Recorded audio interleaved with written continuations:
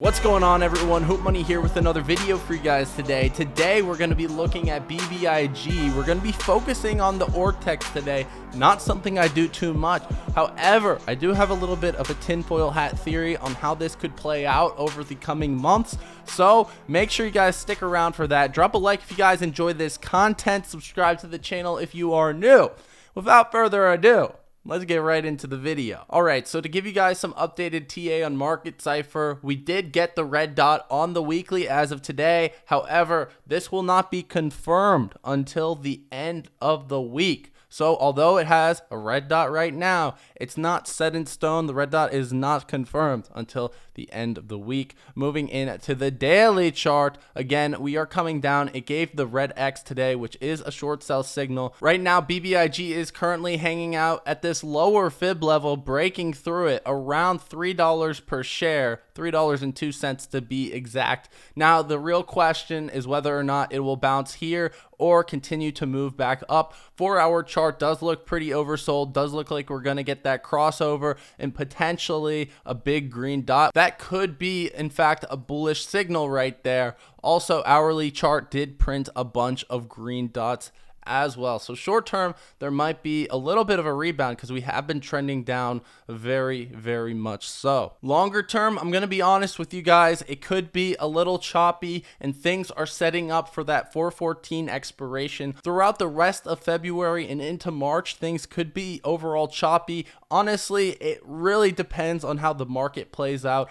Also, we really need to look at this Ortex data. I'd like to briefly thank the sponsor of today's video, which is Moomoo, a licensed FINRA broker that does absolutely zero payment for order flow. They're doing a promotion where you can get up to $7,000 in free stock as long as you deposit $1 on their platform. It's the best stock brokerage promotion by far. I've seen people get Apple stock. You can get Amazon stock, Google stock, etc. And all you really have to do is click that link in the description or pin comment section, deposit $1 on their platform, so connect your bank account, and boom, you'll get those free stocks right there in your brokerage account. Super easy, super low risk. You can sign up using the links below in the description or pin comment section. And that being said, let's get right back into the video. All right, so here's the Ortex data. You guys can see it dropped down to 80% utilization, 46% cost to borrow. These are very important statistics right here. They also returned about 16 million shares. I'm going to pull that up on the chart there in a second.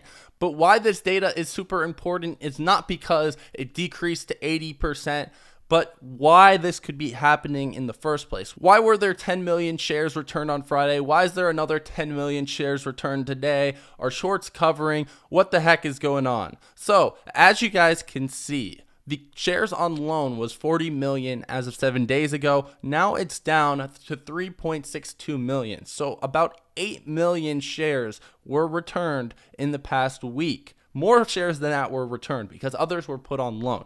So a ton of shares, more than 8 million shares, were returned within the past week. So what could be going on? As you guys can see, we pulled up the failure to delivers on this chart, and in January, there were more failure to delivers than this stock has ever seen. So let's zoom in on that January figure.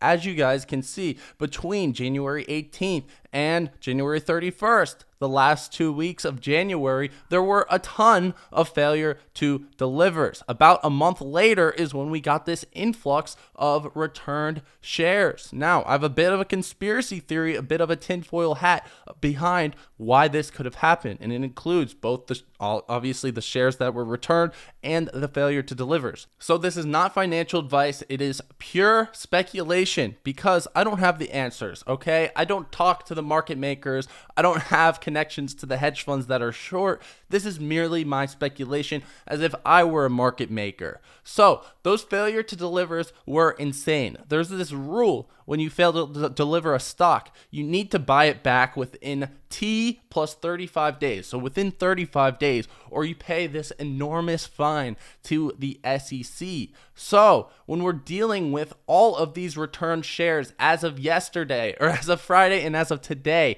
that brings down the utilization. That gives more ammo to short sellers such as retail shorts or anyone else to actually short the stock and pin down the price. And yes, we've seen the stock price decline more so than it has within the past month, in the past 2 days. So why the heck would they do this in the first place? All right, so here you guys can see the price action. You guys can see what happened the last 2 weeks of January right here. There was a massive spike up, and a lot of people bought the stock for more than $4 a share, which honestly, it hasn't even traded in that region, above that region since then, right? We've been trading below there the whole time. So what market makers do is they fail to deliver the stock when there is a massive increase in volume. Essentially when they think that they can pin this thing down within T plus 35 days. Well, now we're approaching the last 2 weeks of February. T plus 35 deadline is starting to come up, and they have to deliver these failure to delivers, or else they pay a massive SEC fine. So I believe that since there was a massive excess of shares on loan, 40 million compared to what says the short interest is at about 30 million, it was about 32, 33 million as of this morning. So essentially what I'm speculating right now is that the market maker put these shares on loan. They did not short it, specifically planning to dump these shares, lowering the utilization, giving more ammo to short sellers so that it drives down the price and they can cover their obligation for a cheaper price. We're now under $3 a share. And it's just so convenient that this happens as soon as they're required to fulfill these major obligations. And again, this was the most amount of failure to delivers that was ever on BBIG, even more than what happened on the $12 run up back in August. Now, while this might sound insane as a shareholder of BBIG and you might feel cheated, manipulated, or whatever, I totally have empathy with you guys. There is in fact a silver lining to this, and that is the fact that once they do this once, they can't really do it again. And I'll show you guys right now what's going on. So we move back into this Ortex data. Now the current shares on loan is 31 million shares. Now, the Ortex's algorithm saying that there's only 30.59 million shares being shorted.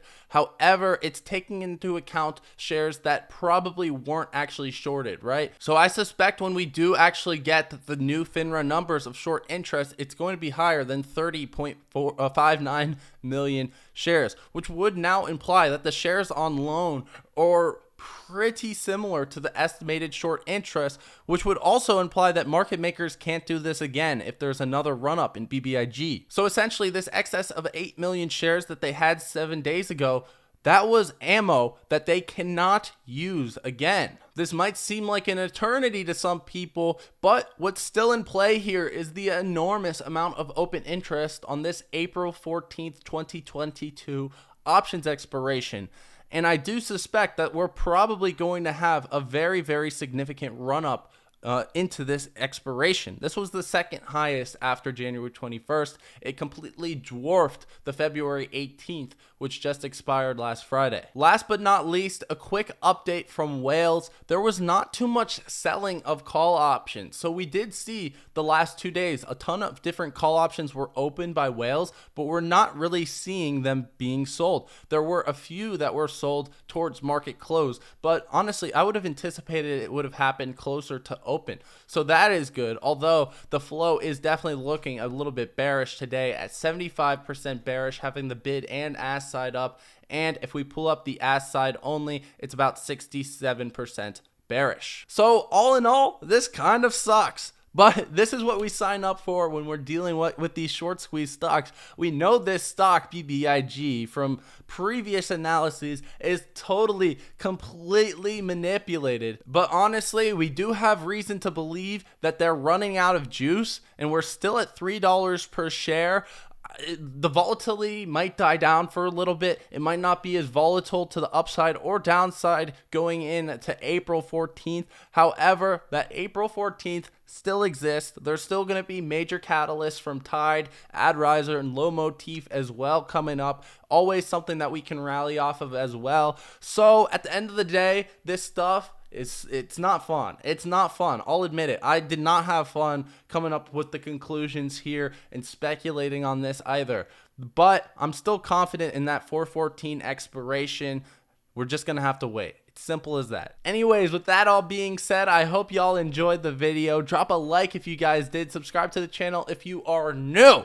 And check out Moomoo if you want up to $7,000 in free stock using the links below in the description or pinned comment section. That's about it, guys. Hope y'all enjoyed. I'll be seeing you guys next time, bright and early, 9:15 a.m. for the live stream. Peace out.